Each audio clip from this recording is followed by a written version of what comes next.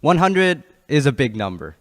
100 burgers, 100 pianos, 100 children. All are quite abundant. In fact, 100 is so large, it is even hard to visualize it. Try to picture in your mind those 100 burgers exactly. No more, no less.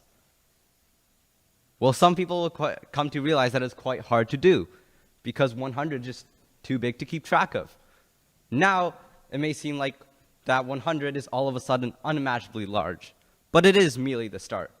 In the world of numbers, numbers like 100 are actually small numbers. Some of these small numbers we encounter on a regular basis on our daily lives, such as the quantities of everyday objects, like the number of pedestrians in a city, or more abstract concepts, such as time, temperature, and distance. Beyond small numbers, we encounter larger and otherworldly numbers. These numbers exist beyond our reality and have little to no implication to us. They are so vast that they are impossible to truly comprehend, and even the description of their size is also incomprehensible. As we continue to look further beyond reality, we will see numbers reaching towards the upper limit of what we can conceive as of finite. We begin to approach the concept of infinity. Infinity is not just a mathematical concept, but a philosophical one as well, inspiring questions about the nature of reality, existence, and the universe. Here's when things get tricky, as we are dealing with something that is completely beyond our ability to measure or understand. Today, I'll take you on a walk, a big walk that travels from here to infinity and beyond, as you hopefully learn new concepts along the way. You'll go on an adventure that explores the big, the small, and the infinite. This expedition will reveal the true size of large numbers and the meaning of infinity. Good morning, my name is Max Lee, and welcome to A Journey to Infinity, a Masterworks by me. It begins like this. Here you are, standing in a pitch black room. You ponder for a bit and realize that you don't even know if you're standing in a room at all, or if you're even in a standing body at all. You are probably in empty space, and you also are probably empty space. This is zero. Zero existed way before the invention of counting, way before the birth of humans, and way before the creation of the universe. It is the blank sheet of canvas everything is on, a canvas that existed before the paint, the paintbrush, and the artist. Suddenly, the darkness disappears around you, and you wake up consciously standing in a perfectly flat pan, with no other geological features spanning the range of your visibility. There are no clouds or visible light source in the brightly lit blue sky, and the only object you see is the start of a highway shooting straight into the horizon. You take your first step on this road. Your step is one. Your step is 1 meter long, and this is 1, the first number on the number line. So we begin part 1, the beginning of the number line.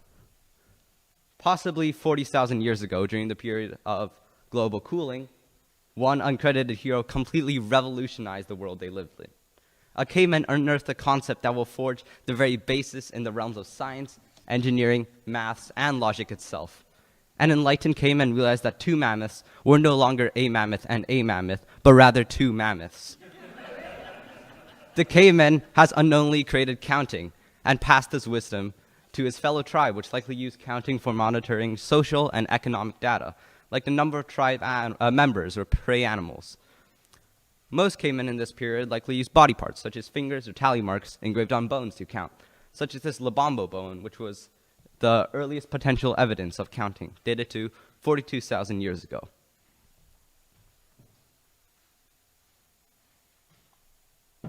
The earliest unambiguous evidence for numbers emerged around 4000 BCE in Sumeria, Mesopotamia. As one of the early civilizations with increasing population and assets, the city needed a way to keep track of everything. To solve this issue, the ancient Sumerians developed a method of accounting and currency using clay cones. Each cone held by a person can represent something tangible, such as chickens.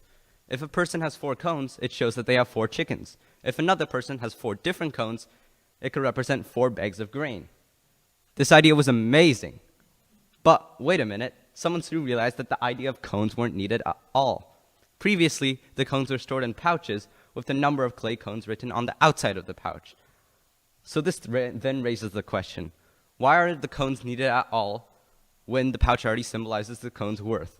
Why don't we just write 9 marks on a clay tablet and discard the clay cones? This is precisely what happened. The Sumerians basically transitioned from paper money to digital currency. Let's get back on our journey. It turns out the highway counts every meter you walk. So 1 would be 1 meter, and 100 would be 100 meters. It first counted your steps using tally marks, but transitioned to ancient Sumerian numerals. However, they aren't quite easy to decipher. As it turns out, there are 2 different characters representing the values 1 and 10. On the 60th step or meter, you find the next numerical system, Roman numerals. Roman numerals originated around 900 BCE, and they are fascinating because they added the concept of subtraction into its numeral system. If a numeral appears before a higher value, it would be subtracted rather than added. So IV would equal 4, while VI would equal 6. This innovation made Roman numerals more difficult to understand. And because now the position of individual characters can directly change the value of the number. Still, Roman numerals fall inefficient when notating larger numbers. CX is 110, CCX LV is 245, but that would definitely take a long time to decipher, if you know what I mean. Now, how about this or that? Although Roman numerals is a creative numerical system, it is still not free from large imperfections. As you keep walking, you reach 100,000, and you pause for a moment to look back at the distance you have traveled. At this point, you've walked the distance from the top of Mount Everest to the bottom of Challenger Deep, there and back 2.5 times already. Despite the arduous 24-hour walk, you feel no compulsion to rest, so you keep on walking. And on the next step, a new numeral system appears. Introduced in the 6th or 7th century is the base 10 Hindu-Arabic numeral system, the father of our modern decimal system. And just like the modern decimal system, the Hindu-Arabic system could construct any whole number by only using these 10 unique symbols. As an example, the name number 804,532 is just that. One key feature of these systems is the concept of positional notation. With the old primitive method of counting, humans had to draw many symbols repetitively and invent new symbols for higher magnitude numbers. However, with a positional system, the problem can be tossed aside because this allows the reuse of the same symbols representing different values depending on the position in the sequence. And not only does the Hindu-Arabic system use positional notation, it also utilizes our base 10 positional notation, which is proven to be quite useful.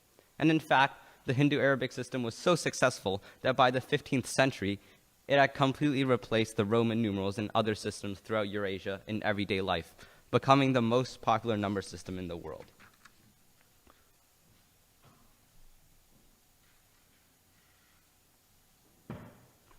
Congratulations, you have walked 1 trillion meters. And this journey took more than 22,000 years to complete. And at this point, you've walked from Earth past Jupiter. You stare at the daunting road which you have crossed, and you shake your head in disbelief. And to emphasize how large 1 trillion is, I'll propose a thought experiment. So the average marble is around 13 millimeters in diameter. That means a box of marbles, that means 1 million marbles would be a box around this big, maybe a bit bigger. And that would probably be enough to fill a bathtub. Now, 1 billion marbles would fill the entirety of this chapel, possibly even 2 chapels. Just imagine how much bathtubs would fill this chapel. Finally, we get to 1 trillion, and that is enough marbles to cover every single area of Bowen Island in almost 2 layers of marbles. The last numerical system is scientific notation, which is introduced by French philosopher René Descartes. Some of you here may be familiar with scientific notation, which is another way of writing numbers that excel in representing very large or small numbers. This is a quick explanation. The scientific notation consists of 2 variables, the variable m, where m is greater than or equal to 1, but less than 10, and the variable n, where n is any integer. When dealing with larger modern numbers, almost all are described using scientific notation because of its efficiency. Instead of expending more effort and making unnecessarily large numbers like this, the scientific notation can write it like this. You have traveled 100 quintillion meters. That is 1 followed by 50 zeros.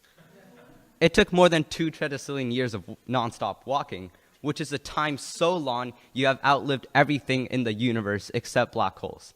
Now, this number is so unfathomably large that a garden snail can circle the entire observable universe 273 quintillion times in this time, or watch this video around 40 trillion times.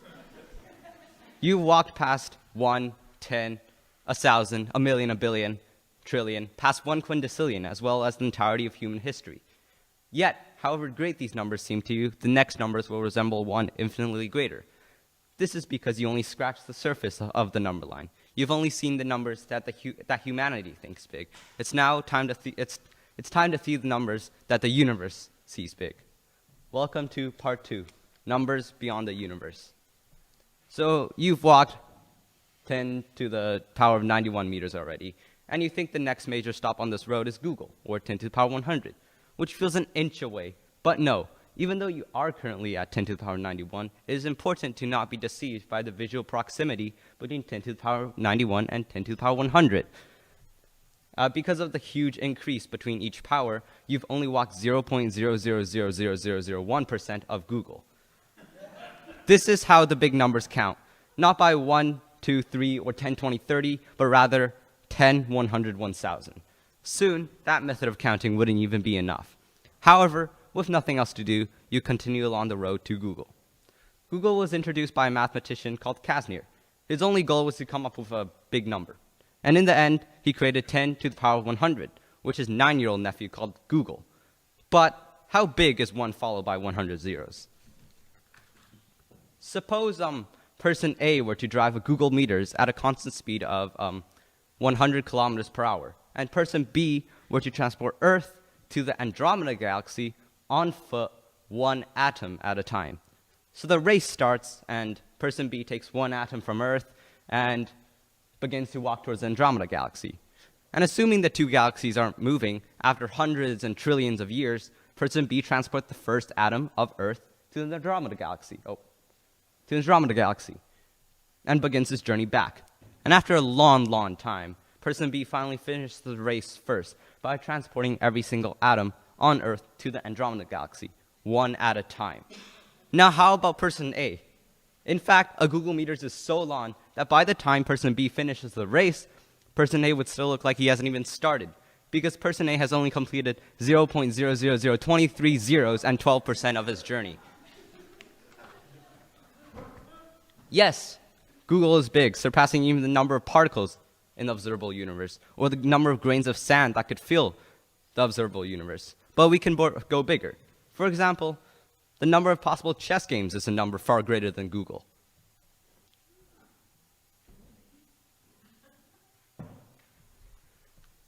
You are staring at the endless sky when you suddenly wonder if you'll be stuck on this road for your eternal life. This thought should drive you insane, but it doesn't. In fact, you're quite calm.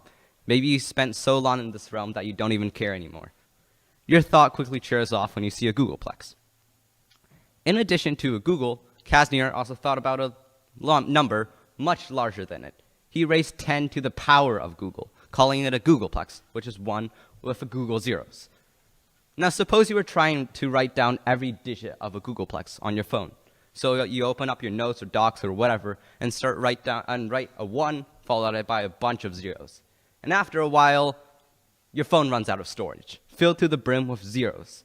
So you think for a bit and phone your friend. You tell your friend that you need them to start writing zeros on their phone. So they agree and do so. However, soon, both of your phones run out of space. So you call Google, the corporation, and tell them to start writing down zeros. However, soon later, they use up all their storage. You begin to get desperate, so you tell everybody in the world to start writing down zeros on every memory card available. But in fact, every single memory card in the world runs out of storage. In fact, a Googleplex is so large that even if you start filling the entire Milky Way galaxy with those 1 terabyte micro SD cards, it still wouldn't fit all the digits of a Googleplex. And even if you fill the entire observable universe with those 1 terabyte micro SD cards, you still would run out of space. Here's another remarkable feature of a Googleplex. Imagine you had a universe that was a Googleplex meters across. And this universe would actually be so big that if you traveled far enough in that universe, you would expect to see repetitions of exact copies of yourself. Why? Well, take the number of quantum states that a person occupies, which is basically the number of different ways the particles that occupy this volume can be arranged.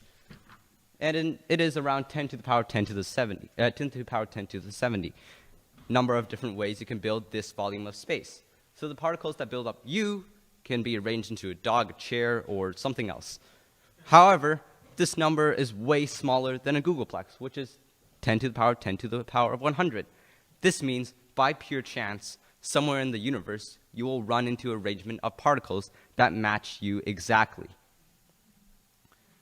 You are trapped in this unchanging plane. There's nothing other than the road, sky, and numbers that you're allowed to see. Yet for some reason, you think there's some other meaning to this place. You think you need to find infinity. After literally forever, you finally encounter one of the greatest numbers in the world, Graham's number. No matter how reality warping this number is, you still keep in mind that it is always closer to 0 than it is to infinity. So you begin to think you'll never reach infinity. This massive number dwarfs other numbers, yet gets dwarfed by infinity. Graham's number is so large that the observable universe literally cannot contain Graham's number. Take the smallest measurement, a Planck volume, which is the universe's pixel. If it is possible to write down a single digit of Graham's number per single Planck volume in the observable universe, you will run out of room way before you get to the end of the number. Graham's number is so large that I can confidently say anything that can describe the size of the Graham's number, and it's probably true. If, say, for example, if the observable universe were to be stuffed with information containing every single digit of Graham's number, it would probably cause a big bang and turn the observable universe into a black hole. Even the number of different possible ways that every single particle could have interacted with each other from the start of the universe to the heat death of the universe is way less than Graham's number. In fact, Graham's number is so large that it will probably take me around 10 minutes to explain what it even is, which is actually a reasonable amount of time. But for now, it is a really big number that I would be surprised if you overestimate.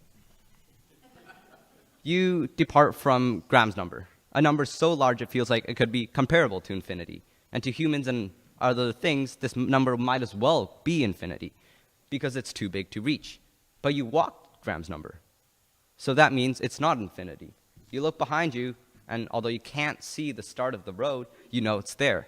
You look forward and fail to find the end of the road. But this time, there is no end of the road. No matter where you are at on this road, you will always be closer to the start of the road. And no matter where you are at on this road, you will always have to travel the same distance to the end of this road. Whether you are at 1 Graham's number or Graham's number to the power of Graham's number. And all of a sudden, Graham's number feels insignificant. You walk past Graham's number feeling inconsiderably small. But an idea crosses your mind. You've been looking at infinity the wrong way. You've been viewing infinity as this massive, grand concept looming above the sky. That is true, but you will never reach infinity if you're chasing it this way. You have to change your view of infinity so you can walk it in one step. This entire realm is a number line. You know that it is impossible to reach infinity by traversing the number line. However, you can also reach infinity by traveling from 1 to 2. This is because there are also an infinite number of small numbers. The decimals can go on, and in fact, there are infinite number of numbers between any two numbers. So in some ways, you have already traveled infinity. So this time when you take another step, you fall to the ground and everything turns black.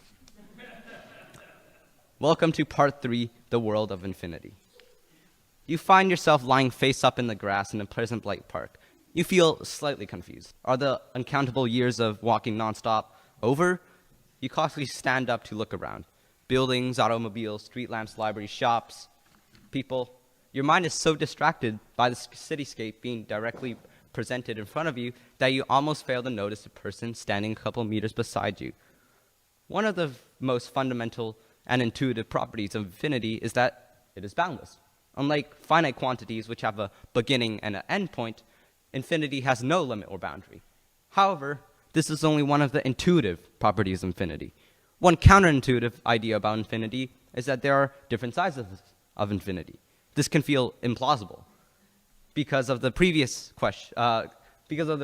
idea of infinity's boundlessness, evoking the question of how something that goes on forever can be bested.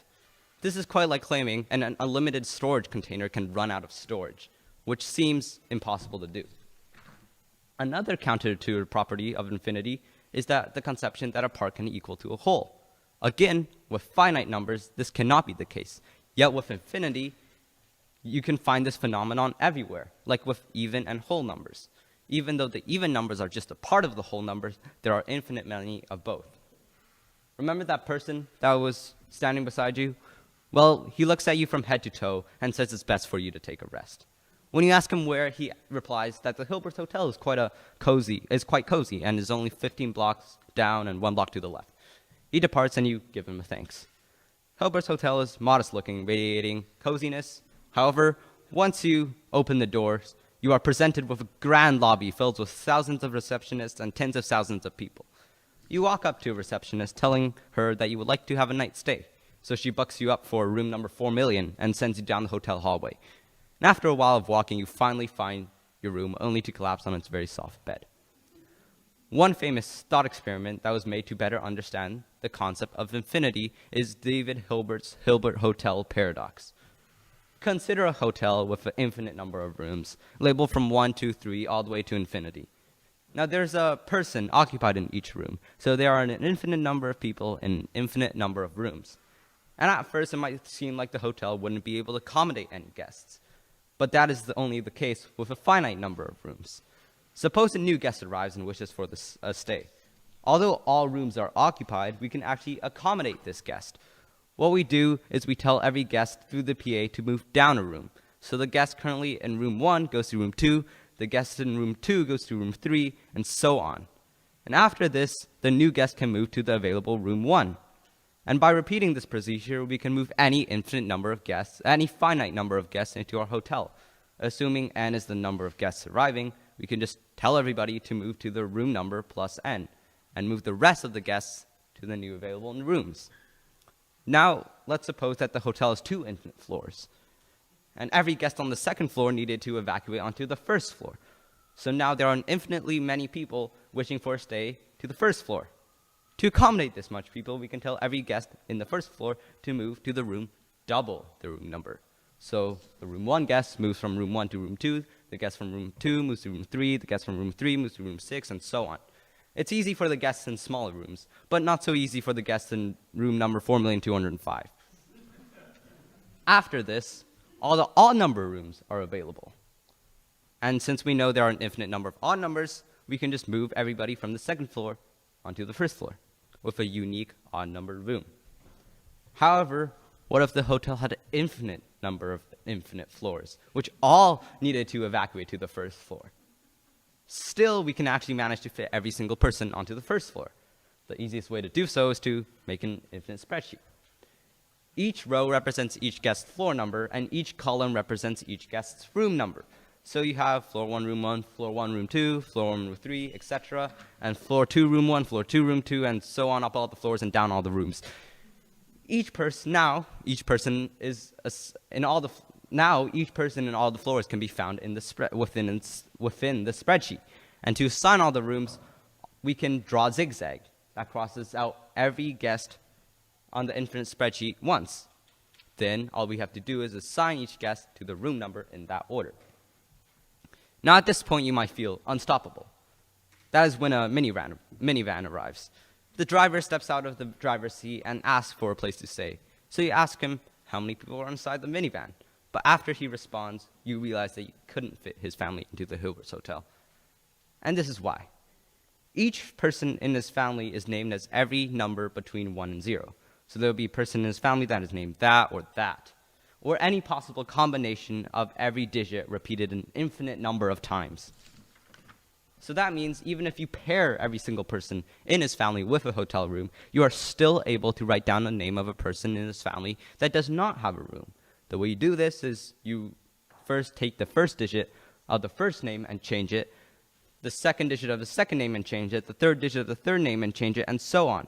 If you repeat this process all the way down the diagonal, then the name you write down is guaranteed to not have a room, because it wouldn't match the first digit of first name, the second digit of second name, the third digit of third name, and so on. And even if we pair this number with a room, you can repeat this process again. again, to find a number without a room, and do so an infinite number of times, to find an infinite number of people without a room. The Hilbert's Hotel is finally defeated. You shake your head and sigh sadly at the driver while you dismiss his family from your hotel. As you watch the driver leave, you lean back onto your chair as you stare at the ceiling, contemplating the true size of Hilbert's Hotel, but most importantly, the true size of the driver's minivan.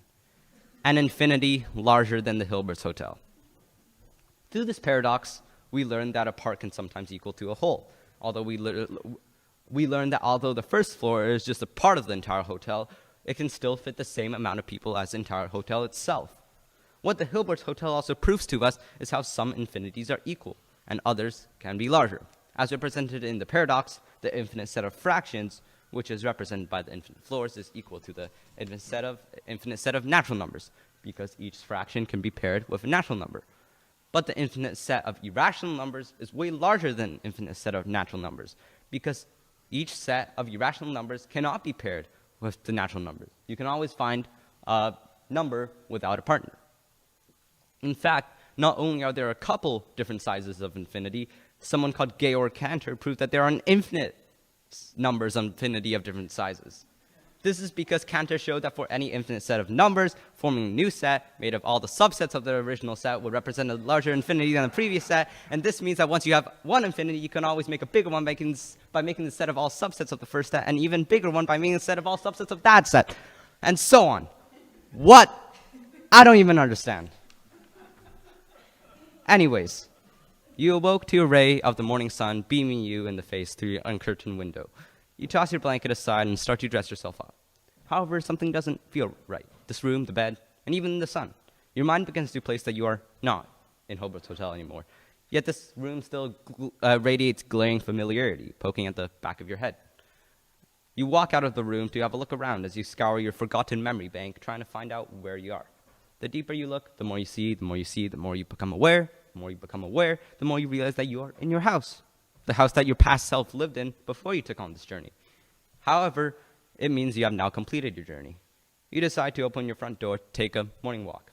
The smell of fresh air, the sun, you forgot the qualities of your home planet. It was so long ago before you walked the Numberline. It should have driven you insane. A tortured soul mindlessly wandering an eternal plane. Yet you feel the opposite, like you were guided by some spirit carving your path to enlightenment. You silently recap your adventure. At the beginning of the journey, we start with the most fundamental concepts in mathematics, the number 0.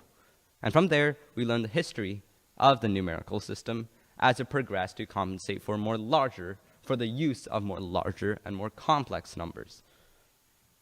As our voyage continues, we encounter larger numbers that surpass the limits of the universe. Here, we learn about the absurdities of numbers and how reality-bending the scale of these numbers really are.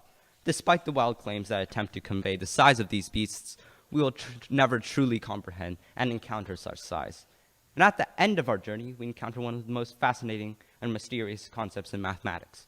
We explore infinity and the intuitive and mostly counterintuitive properties of infinity, as we learn about the famous thought experiment that really emphasized the absurdities of infinity. The journey of infinity is a journey of discovery. It reminds us of the small limit of the human mind. However, by acknowledging this limit, we push this limit further. Recognizing just how small we are makes us understand this large universe surrounding us.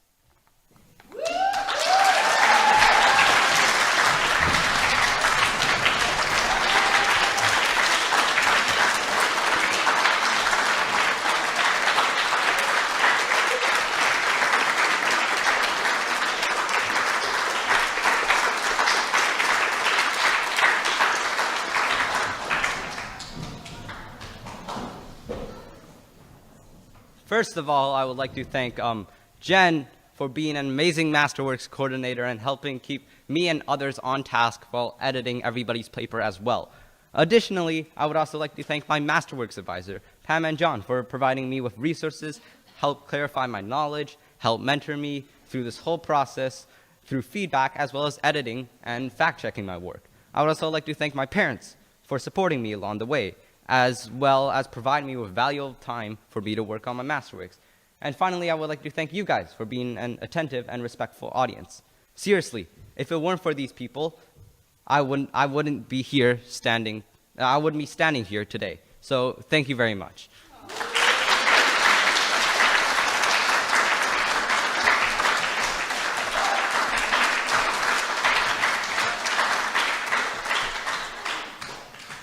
Mr. Lee, incredible presentation. Your energy, your enthusiasm for numbers I've seen for a long time, and it's really nice that everyone else can see your enthusiasm.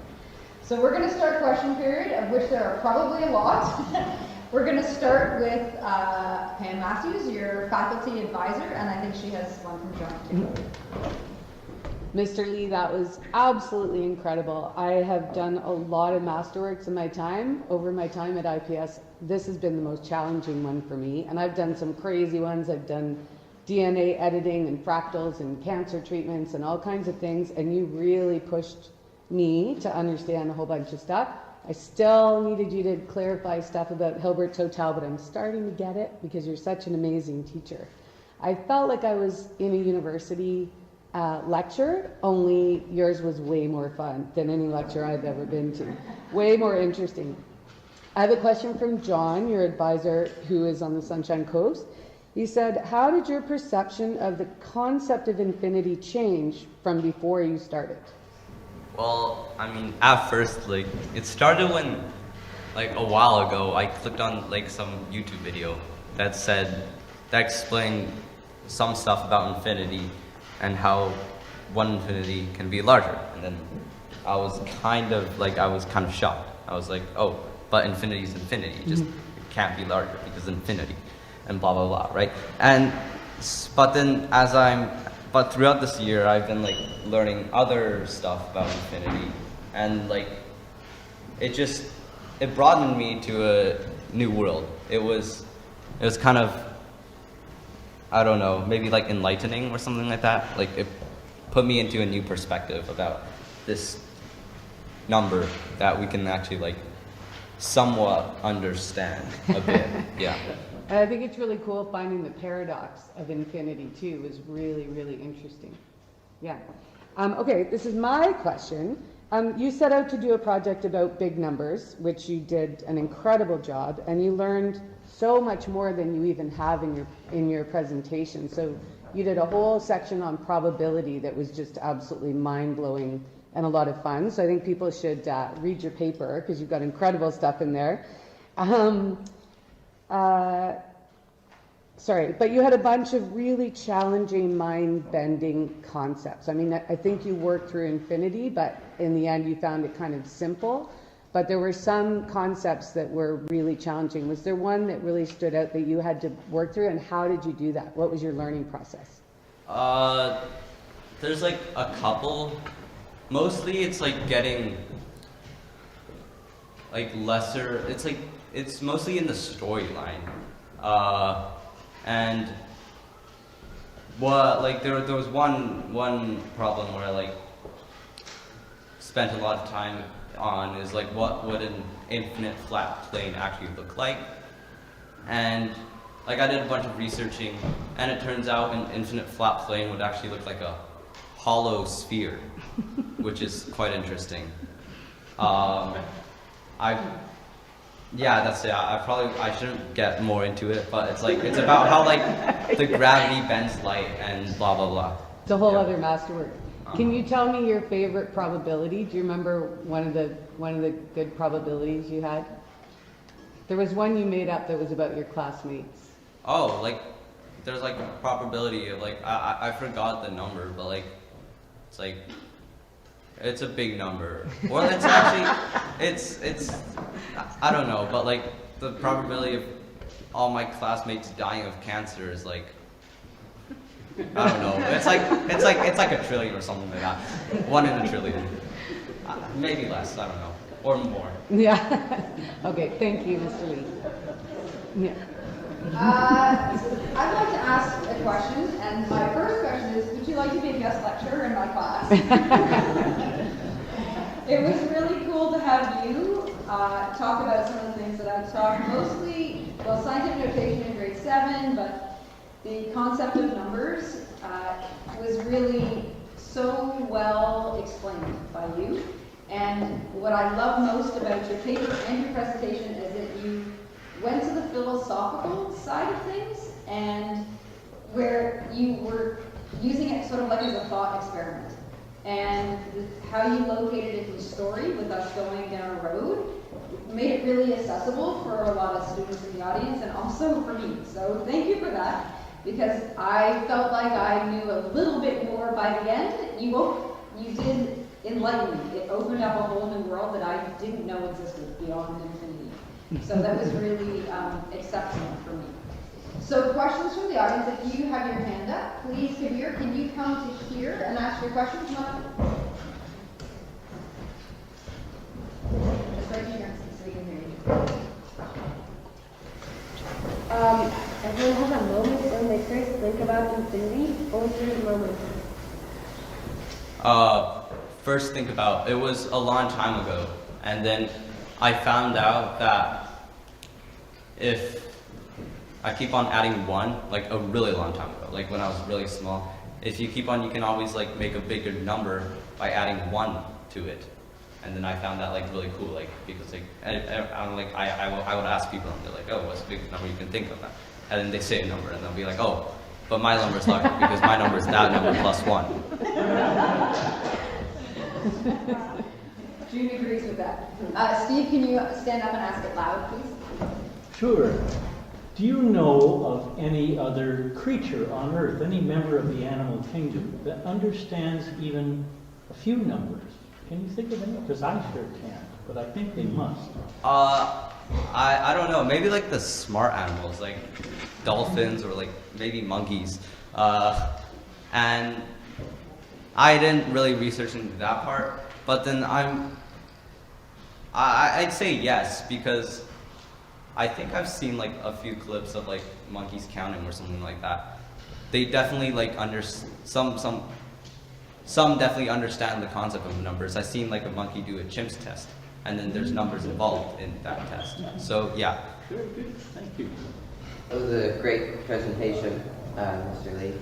Does the knowledge of different sizes of infinities have any sort of application in other types of physics than just mathematics? I think so. I did not research into that, but then like some mathematicians, they just like to know about stuff because it's just cool, and then they just want to learn more.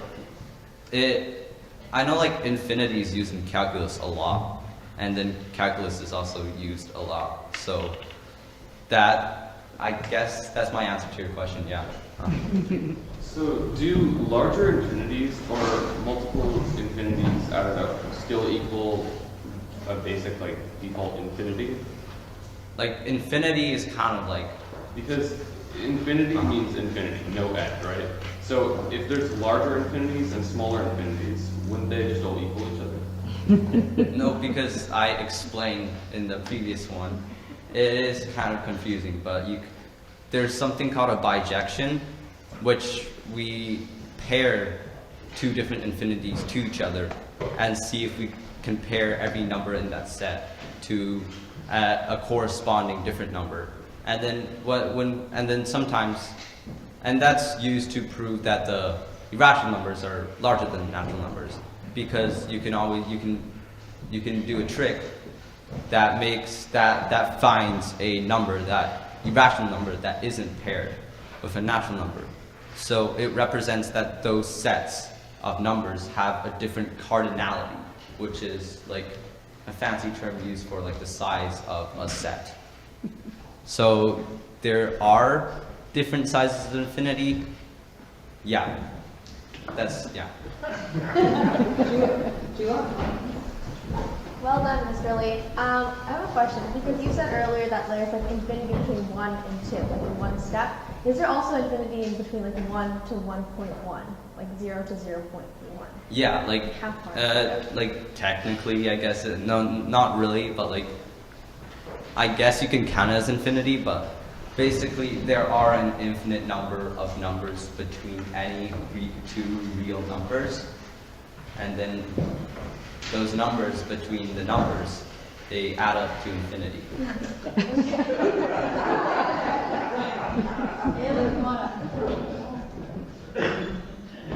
Fantastic job, Ms. Julie. That was very good, and it was very nice to have the visual explanation as well as you speaking it.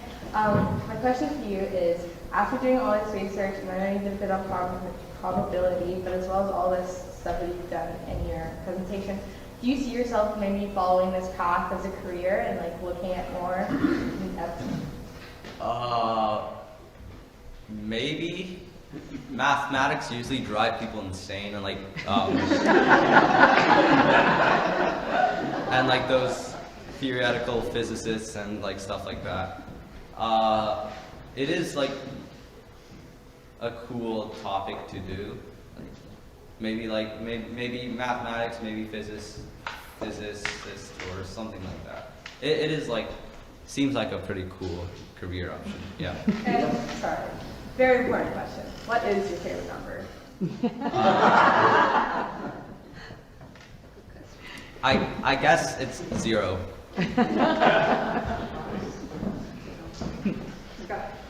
Thank you very much, Mr. Lee. I'm curious, in the course of your year-long investigation and journey towards infinity, if you ever came across anyone of those that have been studying this maybe their whole life that considered infinity to be more simply just 1.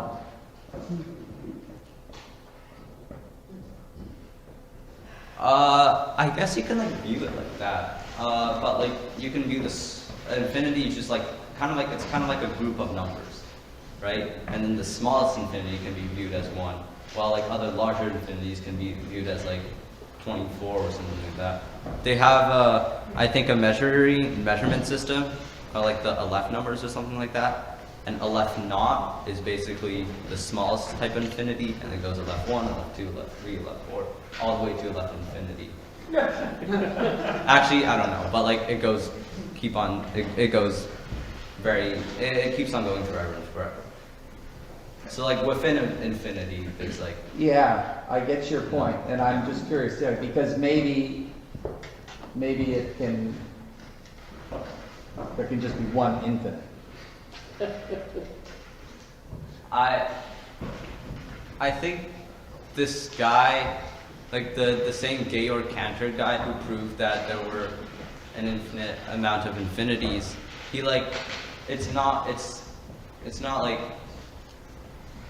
proved, but then he just mentioned the idea of absolute infinity, which is like the biggest infinity, and you can't go beyond it. But then he just said that because he wanted to say that, and there was like no proof behind that. You don't have to prove. Math, Good. no proof. What? Wait, what? Excellent presentation, Mr. Lee. In your opinion, what is the smallest infinity? I guess maybe like an infinitesimal, like 1 over infinity, which is basically like, and what's cool is that's like a whole new section because it's also in calculus. It like made calculus infinitesimals. Yeah, so but yeah. Sheila? Congratulations, that was very riveting. I'm not one for numbers, but I stayed awake through that entire thing. I actually followed it, so congratulations. When you were doing your research, what was the most mind-blowing discovery for you? I was like playing around with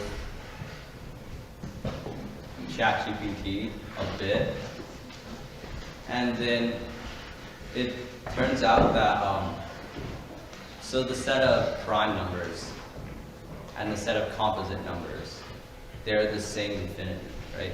So prime number would be like 2, 3, 5, and the composite numbers would be 4, 8, 16, or something like that. And then, but the probability of selecting a composite number over a prime number it's the same. It's different. It's more likely to select like if you take a bunch of numbers, just like an infinite amount of numbers, and then you select a random number, the probability of it being composite is really high. But they are the same sizes of infinity. And what's even cooler is if you pair those two sets together, then you pair those two sets together. So you match each prime with a composite number, and you select a number again. The probability of selecting composite would only be 50%. So like you can arrange different sets, and then you can like it's weird.